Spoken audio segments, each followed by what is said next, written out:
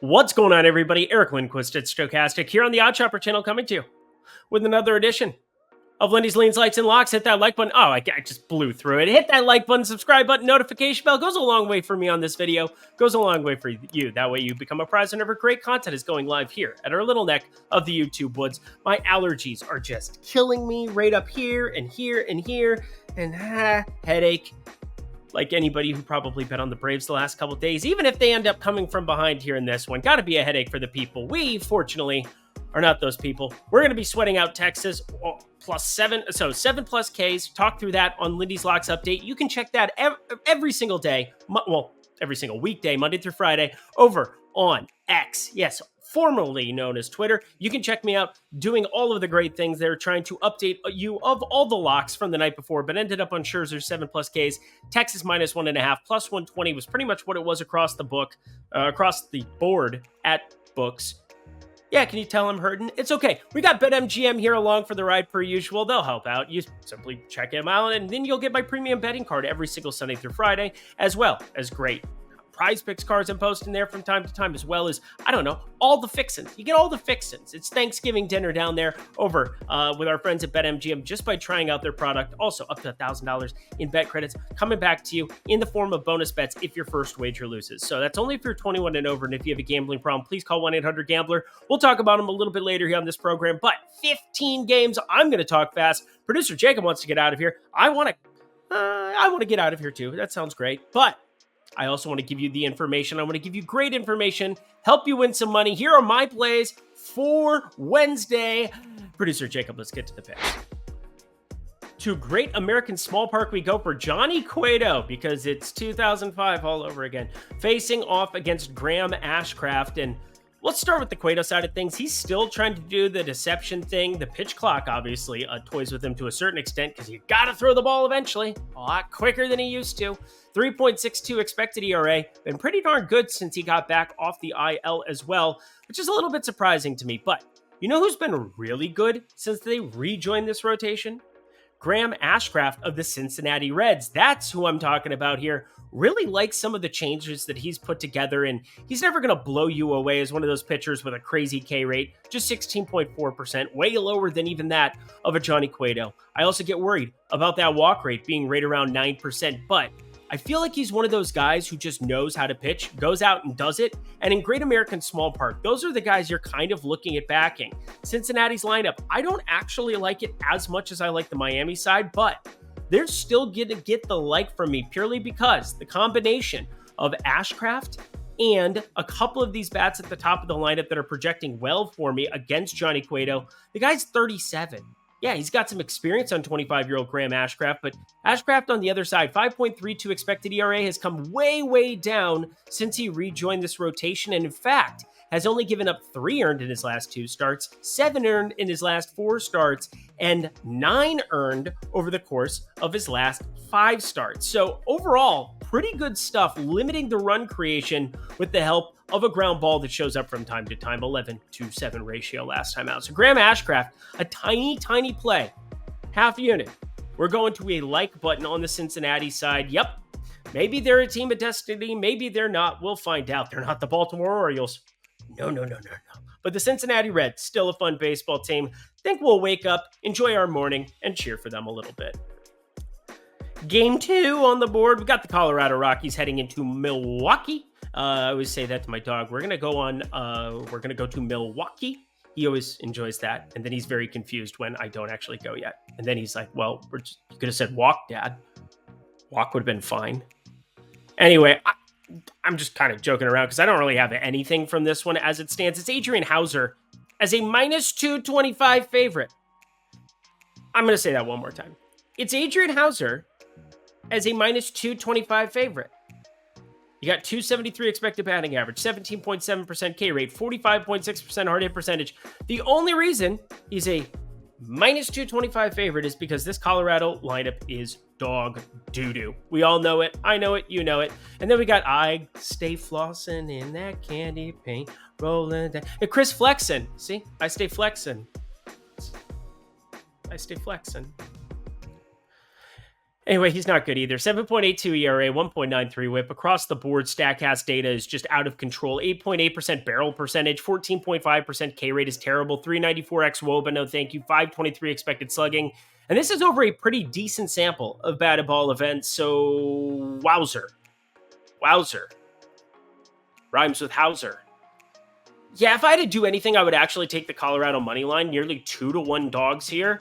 But I don't want to do anything with this baseball game. Maybe props show up, maybe they don't. I don't really care. I'm not going to watch this game. Are you going to watch this game? Nobody's going to watch this game. Adrian Hauser, a minus 225 favorite. Yeah. Just say no. Just say no to drugs. Yeah, we got to keep leaning here, but Texas Rangers going up against Oakland for another round, and I'm very curious to see what ends up happening here on Tuesday night. Back Scherzer in a pretty prominent way. Well, now they got this Jordan Montgomery fellow who I find to be a pretty great addition. The Yankees, what a mistake they made. Harrison Bader, you have a lot of outfield options. You still have Billy McKinney, Bowers. You were able to... Harrison Bader was not going to be a franchise-changing player, but a starter with a 3.40 ERA, 1.24 whip, gives you a southpaw, whether you want to start him or give him long relief come playoff time. That was a huge mistake of a trade. Just going to say. And I've been saying this since it happened. It's not some looking in the rear view thing. And if I did, Harrison Bader got off to a crazy hot start at the beginning of this season. And Yankees fans were going radio goo-goo, radio gaga for him. So I don't really know what to say. But Jordan Montgomery is just, he's a serviceable pitcher. A 256 expected batting average isn't ideal, nor is it 21.4% K percentage. And his inability to really get righties out. But he limits hard contact at 38%, limits walks with a 6.8% walk percentage. And for me, the main thing is the Oakland Athletics are terrible. So that's nifty. It is an afternoon game. I don't feel the same way backing Jordan Montgomery as Max Scherzer. Ooh, there's a deep shocker to everybody I know. But we have on the Oakland side, Freddie Tarnok is the expected guy. I know it says TBD. Yeah, you know me above my head. Again, shout out producer Jacob. Great stuff. Great fixings there. But Freddie Tarnok, he's had he's had 4 turns overall. Only 1 start here at the big league level. But yeah, 4 appearances, 6.75 ERA, 1.7 whip. No, thank you. No. And very limited pitch count at that. He's only reached 63. That's the highest in his 4 outings here. I'm assuming we look at something right around 65, 70 pitches as an absolute ceiling here. And then you get to an Oakland bullpen with the highest xFIP in baseball. And they traded away Fujinami to the Baltimore Orioles. And that was the one guy with actual good stuff who could throw it 101 out of that pen. And they even were ruining him and letting him waste away. So it is what it is, friends. Texas minus 1.5 would be the lean, but it's a numbers game that I'm assuming we're going to end up losing once this line drops. Just compared to what the Scherzer line looked at yesterday. I mean, minus 140. We weren't going to get anything like that. And then when you add the 7 Ks to it, you get the plus 120. I felt pretty good about that. And single game parlays are not normally my jam. Baby by Austin Powers. Texas minus 1.5, just a lean. Ooh, here's a play. Minnesota Twins, Detroit Tigers, my Twins, and I believe it's Sonny Gray. Oh, no, it's Bailey Ober. Okay, there we are. See, my sheet wasn't updating. Bailey Ober, I knew that. These are good things. Going up against Alex Faedo, who I think is one of the unluckiest pitchers. Check out this research. Yeah, just to prove that I knew Bailey Ober was on the mound. That we're talking about Alex Faedo. 5.6% walk rate. Awesome. 36.2% hard hit percentage. Awesome. Just a 21% K rate, but that's up 3% from last season's numbers. But a 3.98 expected ERA next to a 5.80 actual ERA. Nearly 2 runs difference between his expected ERA and actual ERA. That is some unlucky shit going on, son. 4-seam fastball looks good. The slider's an all right little pitch, too, to mix in there. But yeah, the 4-seamer specifically, holding batters to a 175 batting average. He has a 264 expecting batting average on that one. And then you have to flip it around for the other 2 pitches that are actually better than the 4-seamer, but have been getting hit up for whatever reason by lefties. You have a 261 expected batting average, but a 292 actual batting average against lefties with that changeup specifically. A 40.2% whip percentage on his slider that is still not getting all of the strikeouts that you're looking for. I expect positive regression for Alex Faedo. He's a highly touted first-round pick. Took him a while to get to the big league level, but I think next to Bailey Ober, I think this is a really interesting under 8.5. Not my favorite number to be sitting on there. You're dead at 4-4. But I still think that this is enough meat on the bone for me to take a little gander on it. Half unit play for me, under 8.5, and it's juiced inside of standard juice, -105 at DraftKings Sportsbook. Check there first. Good stuff. Hey, baby, we got the Rays. We got them playing the Cardinals, and an interesting little spot because, well, I don't really have anything from it, but I do find myself going back and forth because it says on my sheet, I plug in the numbers, I do some adjustments, and it says I'm supposed to be looking for something in the money line range for Tampa Bay of -135 to -145, but I don't think we necessarily get this one considering it's Dakota Hudson on the mound. Dakota Hudson is terrible. Again, I have a feeling that even if this is a bullpen scenario with Tampa Bay just unleashing the entire pen, I would insta-back them at that kind of a number. I expect it to be Erasmo Ramirez who gets the first nod, and he's not very good with a 1.51 whip, 5.14 ERA, but I doubt he's going to get extended further beyond like 32, 35 pitches here in this spot. 32, what a specific number for me to throw out right away. But as I was updating through it, I think Tampa Bay, just from a pen perspective, should be able to play the matchups that they want to. And that's really important with a team like St. Louis that has such prominent splits guys.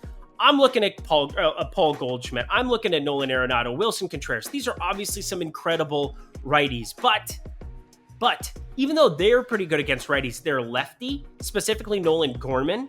You got Lars Nootbaar.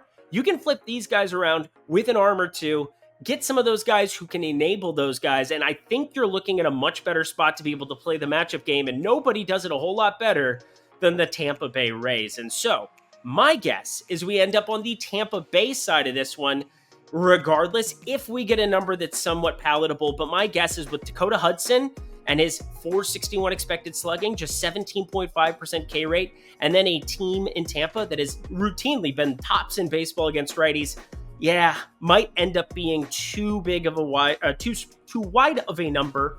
That's what I'm trying to say. That we probably can't bet it. But I'm very much going to be paying attention to this line probably before anything else that drops tomorrow. We do have numbers from this one, and yet we're not going to be going there. I have a prop that I think should stick out in this one. Mackenzie Gore, he's the touted arm.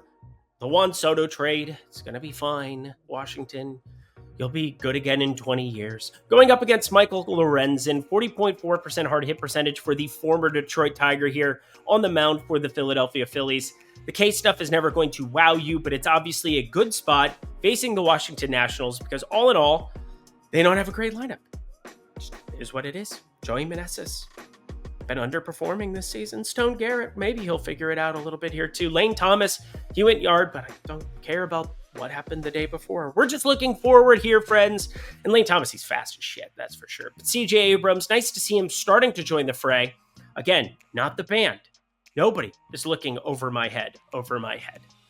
With 8 seconds left in overtime, Mackenzie Gore is on my mind because I think we could find ourselves a long ball or two with some of these righties in the Phillies lineup. Yeah, for once, not looking at the Schwarber-Harbor combination.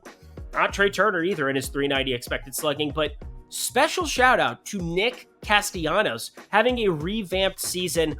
.437 expected slugging, 43.8% hard hit percentage. I was a little bit surprised to see him near the top of my model, and what I do to be able to kind of project what I think the number might be is I take previous samples of his home run prop and I pair it up against what I think the projected pitcher is going to be and what I think this break-even line is. And with Mackenzie Gore, with a 44.5% hard hit percentage and a .450 expected slugging, friends, anything better than plus 345, Nick Castellanos becomes my favorite home run play on the board. If it's above plus 325, which is his break-even number, I'd be just fine with it too. But something tells me this will be a fire away, fire away. I didn't have a Fray lyric at the top of my head that I could do. How to save a life. Yeah, see, it didn't work. We got to go on. Now, I want to talk about Baltimore. I want to talk about Houston. But first, before we get to my lock, yes, that's from this game, let's talk a little BetMGM. Producer Jacob, Fire up the graphic, make me look ridiculous. Ooh, look at me go. Hey, we're just mixing it up, throwing it into the mix for you, my friends. BetMGM, earn yourself 2 months for free of OS Premium Discord. That's myself, Eitan Shander, Ben Raza. We got our betting cards in there every single Monday through Friday. For me, Sunday through Friday, I'm giving you the Lord's Day because I care about you, and that's the stuff of legend, friends. So Legends of the Hidden Temple, the Shrine of the Silver Monkeys. Check it all out over at the OS Premium Discord. 2 free months just by checking out BetMGM in the link below. That is good stuff, but that's not all, friends. You also get up to $1,000 in bonus bets back into your account on your first wager. Here's how that works. Let's say you have $20.99, and you're like, you know what? I'm going to put $20.99 on BetMGM, but you just want to bet $10.99 on that first bet. You want to save $10 for later. Sounds good. Totally reasonable. But you get that back in bonus bets, so you might as well just take the $20.99 if you're going to plan on playing it and fire up that $20.99 on the first wager, because if it doesn't win and you don't get all that money back, you get it back in bonus bets from BetMGM anyway. It doesn't matter if it's $40.72, $194.44, up to $1,000. Yes, you could go $999.99 if you wanted to. Totally available, but don't leave that cent. Odd Chopper, baby. That's what we're caring about. But all the way up to $1,000 you'll get back in bonus bets only if you're 21 and over. And if you have a gambling problem, please call 1-800-GAMBLER. Good stuff, my friends. Check out BetMGM. Alrighty, y'all. Back to the picks. Just took a little detour there, my friends. Houston, Baltimore. This is your lock. You got one of them that is just jumping off the page for me today. I actually have 2 total, but this is my favorite of the 2. Christian Javier versus Jack Flaherty. Wild to see Jack Flaherty here in Baltimore, but let's talk through why this is my favorite spot to attack on the board. Christian Javier last season, phenomenal stuff through and through. By and by, he was awesome. He struck out everybody. He is very tall and handsome doing this stuff. But he's got a .471 expected slugging this season, a .335 xWOBA, and the major thing, this Baltimore team is just awesome against righties. And this ballpark is set up, and the wind was blowing out today, out to right field, and I don't think enough people noticed such things, and in fact, it was kind of a late ad for me as well, but we want to be paying very close attention to the ballpark, what is happening there, because if wind is blowing out to right field, Christian Javier is going to give up bombs. He has a 23.9 degree average launch angle on batted balls in play. That is one of the highest marks in baseball, and you combine that with a 10.7% barrel percentage, and then you add in Gunnar Henderson with a 53% hard hit percentage, Ryan Mountcastle 48%, Anthony Santander and Ryan O'Hearn, 2 more guys who can hit from the left side. Santander switch hitter, but you know, it is what it is. 46 and 54% hard hit percentages respectively. Jordan Westberg, he doesn't suck, and Adley Rutschman, of course, 443 expected slugging.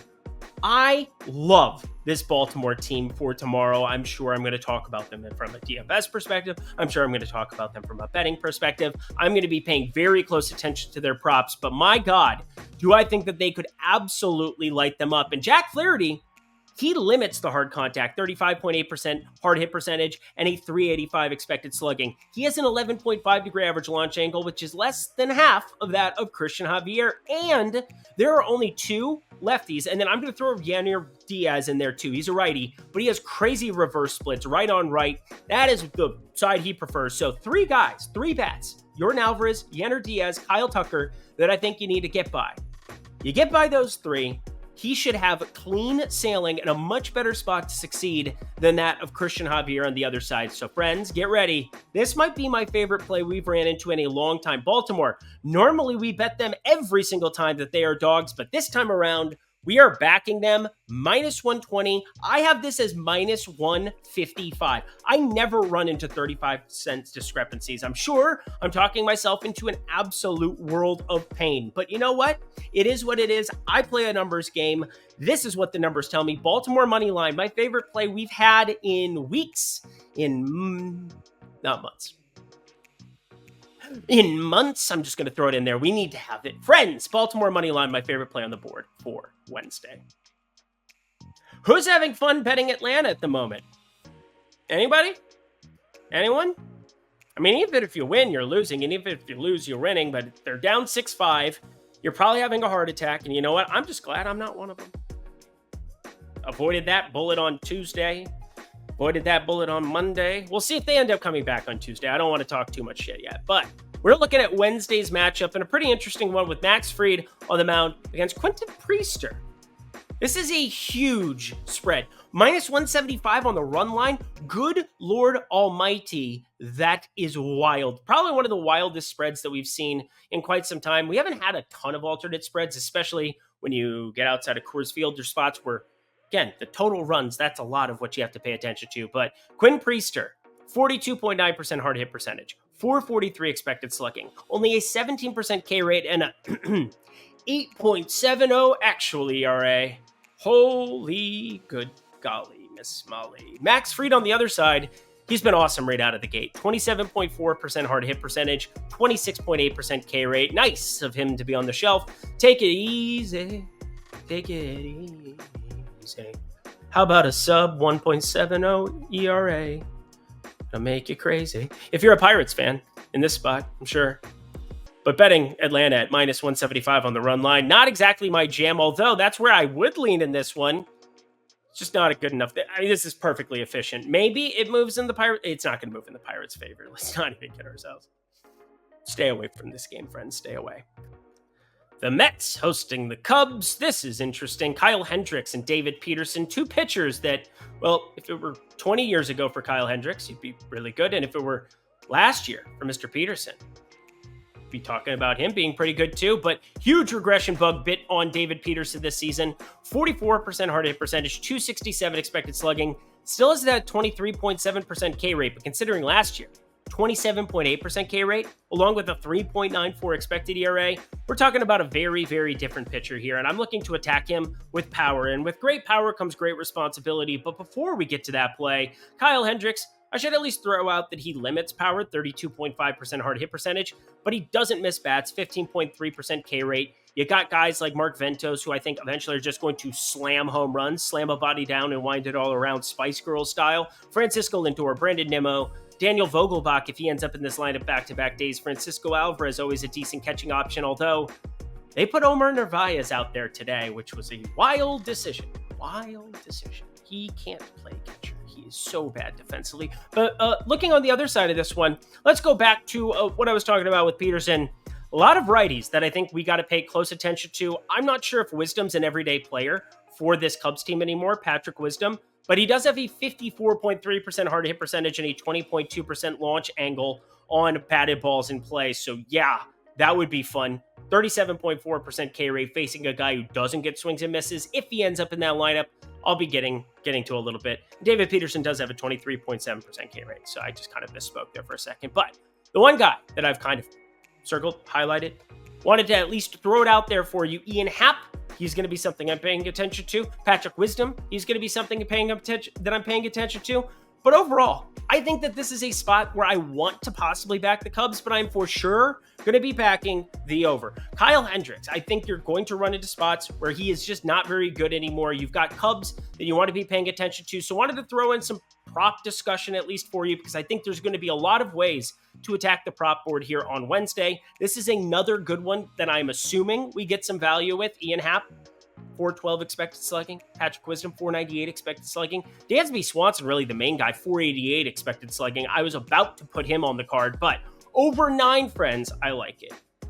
We don't know who's going to be starting for the Bo Sox here in this spot. They're hosting Kansas City yet again. I feel like these teams have played 24 days in a row, although that would be crazy. Jordan Lyle's going to be on the mound. He's crazy bad. 479 expected slugging, 10.1% barrel rate. Uses a four-seamer sinker, changeup, curve, cutter combination to be terrible. Good job, bro. Good job.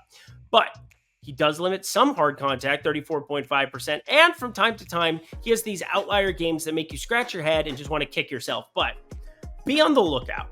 I do think Nick Pivetta has a chance to start this game coming off of a long relief appearance. I have no idea why they keep jerking this guy around different directions. Pick a lane, guys. Pick a lane. Is he going to start? Is he going to be a long reliever? I'm not sure. but it looked like he kind of just got thrown into that last Toronto start.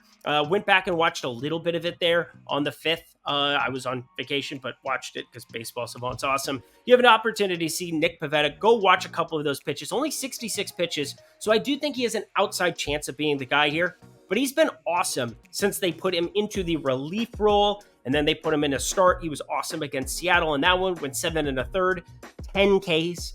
No reason that they wouldn't just start him and give him some extra rest, but such is life. Good job, guys. 2.51 ERA, 0.87 whip through 32 1/3 innings since the 1st of July. Shout out, Nick Pivetta. So be on the lookout for him here. I would be leaning on the Boston side because friends don't let Ben's... here's what I wanted to say. Friends don't let friends bet positively on Jordan Lyles. There we go. Now we go to the next game. Cleveland, this one's for you. I don't know where I'm going to go after that. We have the Cleveland Guardians here. They're going to take on the Toronto Blue Jays, and I really like the pitching in this one. Kevin Gausman, one of the best pitchers in baseball. Logan Allen, one of the best young pitchers in baseball. Going through some of their numbers, this is I want to back both. We've got a 32.8% K rate here for Kevin Gausman. Ridiculous stuff. This is a Cleveland team that's difficult to strike out, but overall, you're still looking at how weak they are at the bottom half of this lineup. And you could be running into Jose Ramirez actually having that suspension enforced for this game. He's been in the lineup both Monday and Tuesday. Yet again, be on the lookout for it. But with a half unit play, I'm not going to go completely nuts on it yet. Would be looking at locking if I could get the same number, but I'm sure the books will have time to adjust if that news comes down. So be ready. That's why God created text notifications, friends. But we have on the other side of this one, Logan Allen. Really like what we've seen out of him. He got sent to AAA just simply to limit his innings. Came back. Southpaw's looking decent with that four-seamer changeup combination. He does have a 328 xWOBA, which isn't ideal. The K rate is down to 22.9%. That's not ideal. And an 8.6% walk rate. That's not ideal. But it seems like he just kind of knows how to pitch. His location, his avoidance of some of this hard contact, sub 40% on a couple of these pitches, that's really interesting. Really, really interesting. Does have an 8.7% barrel percentage, which is about the median there. But despite almost no velocity, 91.6%, 91.6 mile per hour fastball on average. Not exactly up there, friends, with a 276 expected batting average.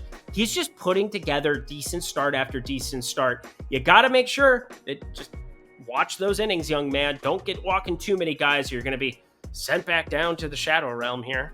No, you're not. You're trying to win the AL Central, and it's not that hard because my Twins are the best team, and they're terrible. So there you go. We're looking at an under of 8, mainly because Kevin Gausman is a god, and Logan Allen, I expect to be pretty darn good, too.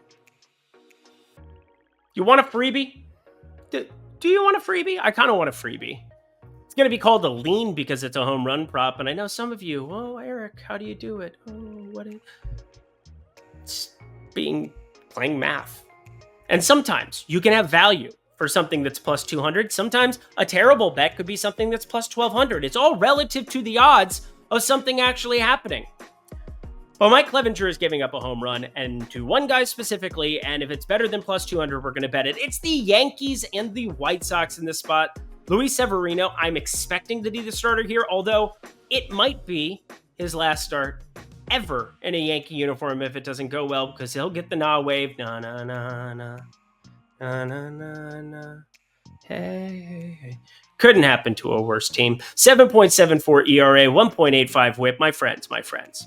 Luis Severino will be attacked if he ends up being the announced starter here for the Yankees in some capacity. But Mike Clevenger on the other side of this one, he does have a 34.8% hard hit percentage, but similar to another guy who had a ton of launch angle earlier, a 23.2 degree average launch angle, and we got Chicago White Sox ballpark, 6th best for home runs this season as a player adjusted model over on Baseball Savant. What are we doing here? We're betting Aaron Judge to hit a home run, and I know he'll be the shortest odds guy. He'll be up there with Kyle Schwarber and Jordan Alvarez and the normal guys, and it's, oh, congratulations, you hit an Aaron Judge home run. But Aaron Judge, he is about to go completely bonkers here sooner rather than later. You want to be early to the party, friends. In fact, he has not hit a home run since last month. It is now this month. See how I did that? Last month is done, and we're in the middle of this month. So Aaron Judge is going to hit his first home run this month in this game, unless he hits one on the game that's been going on for an hour, in which case it'll be his second home run of the month. I bid you adieu. Nobody said there'd be math, but if there were, I don't have enough hands for how many home Ks we could be looking at. I definitely don't have enough hands for his home runs, that's for sure. But Shohei Ohtani, light up the frickin' halo. Let's go, friends. The Angels need to start winning ball games and win ball games fast. They probably won't, but they're going to be facing the Giants here. They are going to be favorites. That is for darn sure. We have absolutely no idea who's going to be starting for San Francisco in this one. In fact, you really haven't known who's going to be starting for San Francisco in any game forever unless it's a Logan Webb start. And even then, they've had weird stuff like Alex Cobb. Oh, he's got a rumbling his tumbly. They warm up Logan Webb, and then it ends up being Alex Cobb. But another spot where yesterday, you kind of knew it was going to be you knew it was going to be Wood coming out there. But, my friends, I'm just telling you, they end up going to these openers. They have Sean Alexander going out there for an inning, and it just makes it impossible for these lines to get released early in any kind of a capacity. But there are a lot of places where you can bet. I think FanDuel specifically. But anyway, lots of books that you have available to you where they're going to take action on it regardless of who that starter is. So pay close attention, try to make some educated guesses here. But San Francisco in this spot, I expect it to be Tristan Beck, who at least starts. He pitched on the 7th. So that was yesterday. So it'll be today by the time you hear it. It'll be tomorrow by the time you hear this, but it's today now. Oh man, we're just getting crazy here. Tristan Beck, though, I think will open this game, and then it'll turn over to one of the 48 different guys that I'm sure it could be. They are such a headache. It's ridiculous. Shohei Ohtani's not. He's going to go out. He's going to try to mow down these San Francisco Giants, and mow them down he shall, my friends. I know it was an abbreviated start against Seattle last time out, only 59 pitches, but he's fine. He's fine. He's cleared to make his start. Sounds as though his hand, it's just cramping. I would cramp too if I hit the ball 115 miles per hour off the bat, had 40 jacks already, and then was still pitching. Yeah, I think my hand would hurt too. I think his back hurts too from carrying this stupid team, but up to 9Ks, that's what I'm paying attention to here for Shohei Ohtani. I might combine it with the Angels money line because I'm a sick person and I know no bounds, but yeah, going to be an enjoyable experience to figure this one out. Ohtani, top 2 pitch in baseball. I'm going to go Ghost Fork for Kadai Senga, 1A. The splitter. Yeah. Splitter. Pretty good here for Shohei Ohtani. Gonna mow down some Giants there on Wednesday. 2 games to go. Hit that like button, hit that subscribe button, hit that notification bell as we head to your second lock on the board, my friends. It comes by way of the Dodgers in the desert. Dodgers in the desert. That's cool. These 2 teams should play in October, and you could hear Joe Buck say that 48 times. That'll make you kill yourself quick. But Bobby Miller, 376 expected slugging, 298 xWOBA. Pretty decent stuff we've seen out of him here of late. He's continued to get better, continued to improve. And yes, there are not a ton of strikeouts available here for this going up against this Arizona Diamondbacks team that doesn't strike out against righties whatsoever. But the guy's 6'5". He's got crazy good velocity. We're talking like some of the fastest stuff up to 9,900 in all of baseball. It's going to be hard to see any kind of power getting to him here in this spot. And that is just even considering Corbin Carroll, Tommy Pham, recent addition to this Diamondbacks team, Lourdes Gurriel, lots of bats. My dude Christian Walker from last year, who we just rode to the home run promised land in his revamped season. But I'm not expecting many runs there, but I'm also not expecting Merrill Kelly to get hit up on the other side of this one either. He's throwing a lot of junk at the wall lately, and it makes me a little concerned. 28.9% usage on the four-seamer, changeup 23.3%. We've started to see the sinker and the cutter and the curveball mixed in a little bit more. So kind of a 5-pitch pony, along with a slider that he's mixing in for very limited amounts against righties. But overall, 41.1% hard hit percentage. It's not that I'm enjoying, and it's not the 9.2% walk rate either. Those aren't ideal numbers, but a 25.9% K rate in Chase Field in this ballpark, and you saw JD Martinez get scratched on Tuesday. I'm not sure what to make of that for his availability on Wednesday, but you had Kiki, Do You Love Me? Are you riding to this lineup instead of him?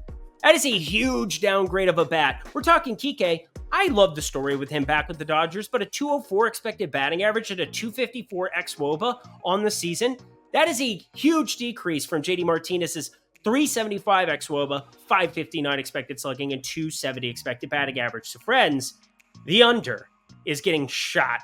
Under 9 on a key number. I just love it when that happens. And key number because 5-4, that ends your ball game. You're pushing all the good things here. Under 9, my second favorite play here on the board. No runs, please. No runs. And the last game of the night, I don't even really want to talk about it because, well, we know it's going to be you, Darvish. That's cool. He's good. Seattle, I have no idea who's going to start. They haven't announced a damn thing. Obviously, I'll lean San Diego -1.5 until I get more information. What a way to end a show. Goodbye.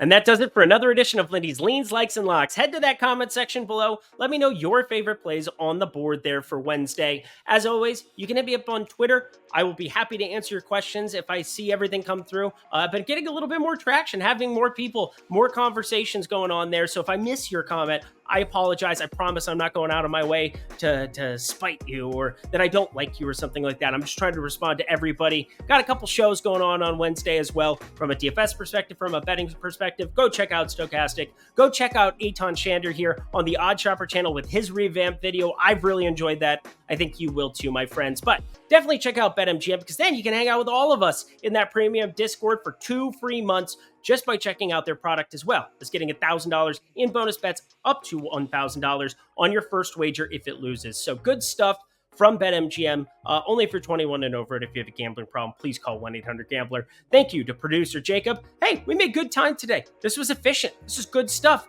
Until next time, my friends, I'm Eric Lindquist. Best of luck in the MLB streets on Wednesday.